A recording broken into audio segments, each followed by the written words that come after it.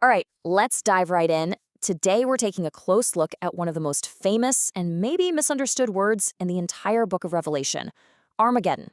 Now, it pops up when the sixth of seven final judgments, the sixth vial, is poured out, but what it actually means, well, that might just surprise you. So, when you hear the word Armageddon, what's the first thing that pops into your head? For most of us, it's probably some kind of final world war, right? A massive, cataclysmic battle at the end of time. And that's totally the popular idea. But what if the key to unlocking its real meaning isn't in our future, but actually buried deep in our past? So think of this as a kind of prophetic detective story. We're going to piece together clues from history and from the scriptures themselves.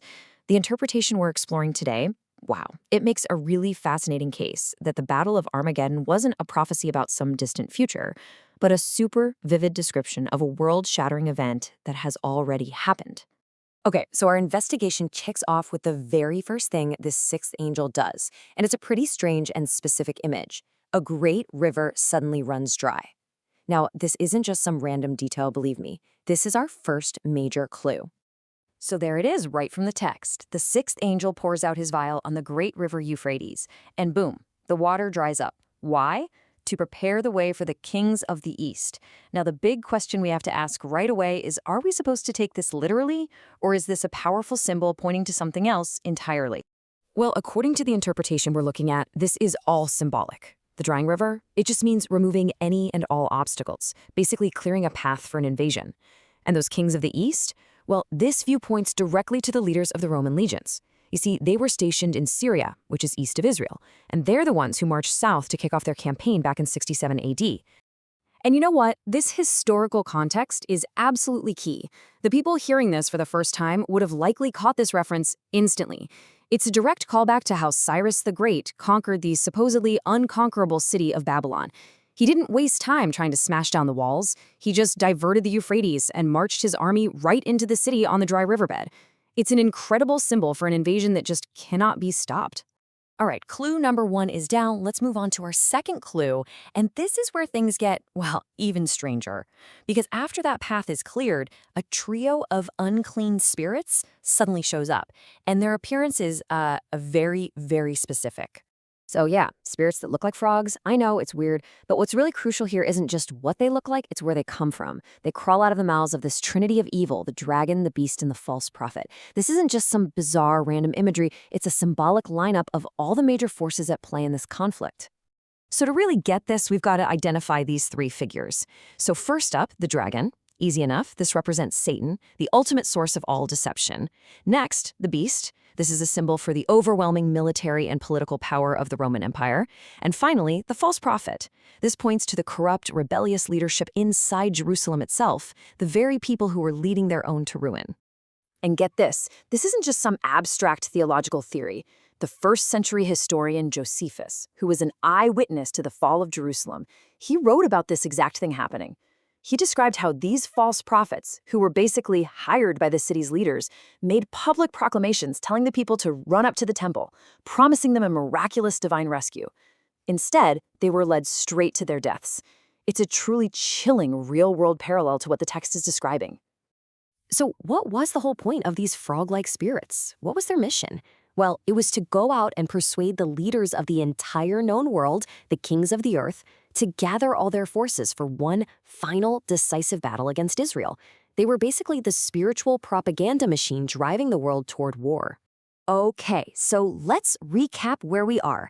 The path for the armies is wide open. The spiritual motivation for war is in full swing. All the players are moving toward the battlefield. And now we finally get to the absolute heart of the mystery, the location itself. So where exactly is Armageddon? The text says the spirits gathered everyone into a place called in the Hebrew tongue Armageddon. And for centuries, people have tried to find this exact spot on a map. But what if we've all been looking in the completely wrong way? Let's start with the name itself. Armageddon in Hebrew is Har Megiddo, which literally means Mount Megiddo. But here's the kicker. There's no such thing as Mount Megiddo. It doesn't exist. There's a really famous valley or plain of Megiddo, sure, but no mountain. This geographical oops is probably our single biggest clue that we're dealing with a symbol, not a GPS coordinate. So, if it's not a literal place, what does it symbolize? Well, the Valley of Megiddo was frankly infamous in Israel's history. It was the site of absolutely catastrophic defeats, most famously the death of the good King Josiah. So, for anyone hearing this back then, the name Megiddo would instantly bring to mind one thing: national tragedy and incredible mourning. And this isn't just an idea pulled out of thin air.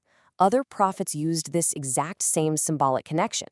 The prophet Zechariah directly links a future great mourning in Jerusalem to the mourning that happened in the Valley of Megiddon.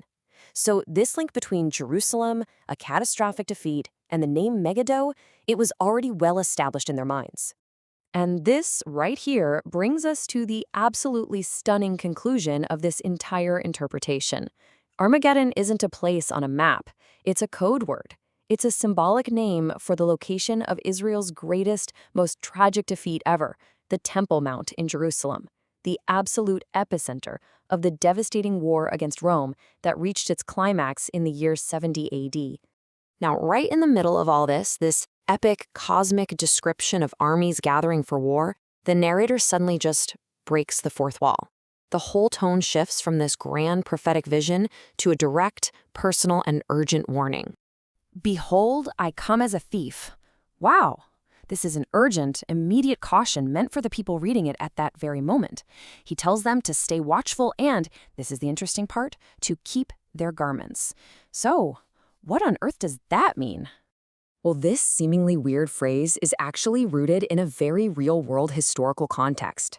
At night, the captain of the temple guard would walk his rounds, and if any guard was found sleeping on duty, he'd be beaten, and his garments would be literally set on fire as a sign of public shame and humiliation. So, the warning to keep your garments, it was a powerful metaphor for staying spiritually awake and ready during a time of unbelievable crisis. Okay, so let's step back for a second and put all of these clues together. If we follow this line of thinking from our source material, what have we actually learned about this incredibly famous prophecy? What's the big picture here? All right, let's just quickly recap the key takeaways. The drawing of the Euphrates, that symbolized the cleared path for the Roman legions.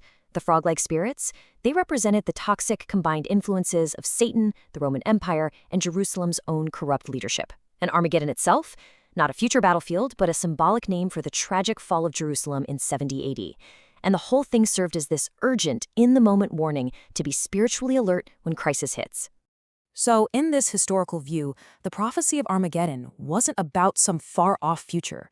It found its complete fulfillment in that catastrophic war between Rome and Israel. It was the world-shaking battle that didn't end the world, no, but it did end an entire age, the age of the temple and its system of worship forever. And that leaves us with a pretty provocative final question, doesn't it? We often read these ancient prophecies searching for clues about our future.